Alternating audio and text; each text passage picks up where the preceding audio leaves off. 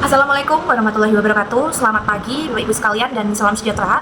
Alhamdulillah ya, dengan rahmat Allah Subhanahu wa taala kita dapat berkumpul bersama untuk belajar dan juga berkolaborasi dalam menilai karakter anak dan membantu mereka dalam membentuk sebuah empati. Karena kenapa? Di era digital ini tentunya anak-anak kita ini tumbuh dengan kecepatan informasi yang luar biasa.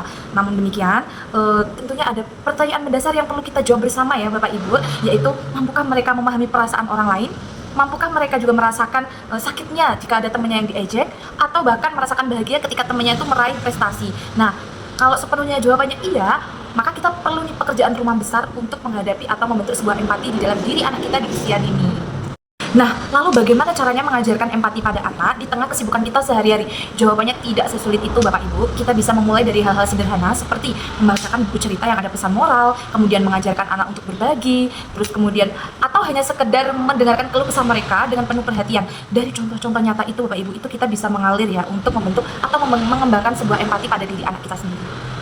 Baik, kita akan lanjut ke pembahasan berikutnya. Apa sih empati itu? Nah, mungkin dari Bapak Ibu ada yang tahu.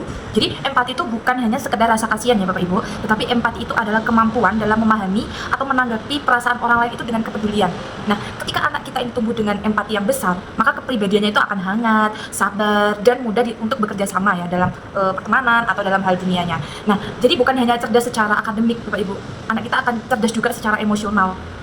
Meneruskan dari yang sudah saya singgung di awal tadi terkait bagaimana sih cara menumbuhkan empati pada diri anak sejak usia dini. Jadi yang pertama ada beri teladan Bapak Ibu. Anak itu meniru apa yang mereka lihat. Ketika anak melihat orang tuanya itu bersikap lembut, penuh perhatian, kemudian meminta maaf secara tulus, kayak gitu tuh di dalam diri anak akan secara alami tumbuh empati. Kemudian yang kedua adalah dialog emosional. Jadi ajak anak ini berbicara tentang perasaan. Gimana perasaan kamu ketika teman kamu tuh sedih, atau bagaimana perasaanmu ketika teman kamu tuh senang. Jadi dari percakapan kecil itu tuh tumbuh atau melatih kepekaan emosional Bapak Ibu. Dan yang ketiga ini, libatkan anak juga dalam kegiatan sosial. Jadi menurut penelitian MDPI 2023, anak usia 3-6 tahun ini sudah menunjukkan rasa empati dari contoh-contoh lingkungan terdekatnya Bapak Ibu. Jadi mari kita terapkan 3 poin tersebut di mana saja, di sekolah, di rumah maupun di tempat lainnya. Jadi Bapak Ibu perlu tahu juga bahwa ada penelitian dari Journal of Pediatric Psychology 2021 itu membuktikan bahwa anak yang sering diajak berbicara terkait perasaan itu akan memiliki empati yang lebih tinggi dan juga lebih bisa untuk mengkontrol dalam menenangkan dirinya. Kemudian tantangan apa saja yang harus kita hadapi di era modern ini? Pastinya yang pertama itu adalah pengaruh sosial media dan teknologi, di mana sekarang banyak konten-konten yang kurang mendidik, bahkan anak kita yang tanpa pengawasan belum bisa membedakan mana baik mana enggak. Nah, itu akan berpengaruh dalam perilaku tidak empatiknya anak-anak. Kemudian anak-anak juga banyak menghabiskan waktu buat games tanpa adanya interaksi dengan orang tua. Kemudian yang kedua adalah pola asuh yang terlalu sibuk atau stres, di mana kita sebagai orang tua sudah sibuk nih seharian bekerja. Belum lagi nanti sampai rumah anak berbuat salah kita ngomel-ngomel. Nah, itu juga akan menumbuhkan rasa tidak empatik juga dari anak gitu ya. Yang ketiga ada nilai-nilai individualistik dan kompetitif, di mana masyarakat modern sekarang tuh lebih mementingkan pintar secara akademik gitu ya. Jadi mengesampingkan terkait karakter atau empatik pada anak.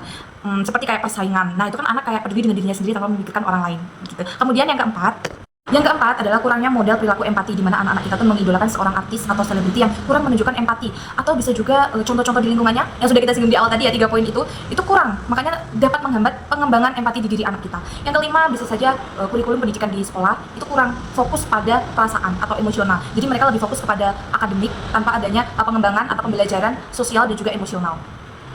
Baik, lalu bagaimana caranya kita mengatasi tantangan-tantangan tersebut Bapak Ibu? Tentu saja yang pertama adalah kita harus bisa membatasi penggunaan media sosial anak. Jadi lebih libatkan anak itu dalam kegiatan interaktif. Dan kemudian yang kedua, prioritaskan waktu. Dalam arti kita sibuk-sibuknya kita dalam bekerja, harus ada waktu buat anak untuk deep talk, atau kita tanya perasaan mereka hari ini seperti apa. Jadi ada pertanyaan-pertanyaan kecil yang itu untuk memberikan perhatian kepada anak. Kemudian yang ketiga, beri nilai-nilai, mengajarkan anak nilai-nilai empati. Jadi libatkan anak dalam kegiatan sosial maupun kayak mengajarkan tolong-menolong seperti itu. Kemudian yang keempat adalah kitalah sendiri yang menjadi model untuk perilaku empati kepada anak. Kita yang akan mencontohkan. Jadi apapun yang kita perbuat itu harus lebih teliti dan hati-hati, karena tadi yang sudah kita singgung ya di awal, anak-anak itu meniru apa yang mereka lihat. Jadi kitalah nanti akan memberikan contoh secara langsung. Kemudian yang kelima itu beri dukungan di dalam kegiatan sekolah seperti pendidikannya dalam pengembangan sosial dan juga emosional anak, atau kegiatan sosial seperti pengunjung di panti asuhan atau bersosialisasi kepada teman-temannya kayak gitu. Baiklah, itu dia pembahasan kita di pagi hari ini Bapak Ibu terkait apa sih itu empati, kemudian bagaimana cara menumbuhkan, tantangan yang harus kita hadapi, kemudian cara mengatasinya. Semoga saja kita bisa memahami ya. Mari kita mulai dari diri kita sendiri dan juga keluarga. Jadilah teladan empati pada anak-anak, karena pendidikan karakter sejatinya bukan hanya mencetak pintar di kepala, tetapi mencetak hangat di hati. Terima kasih, saya Suci Indria. Mohon maaf jika ada salah kata. Wassalamualaikum warahmatullahi wabarakatuh.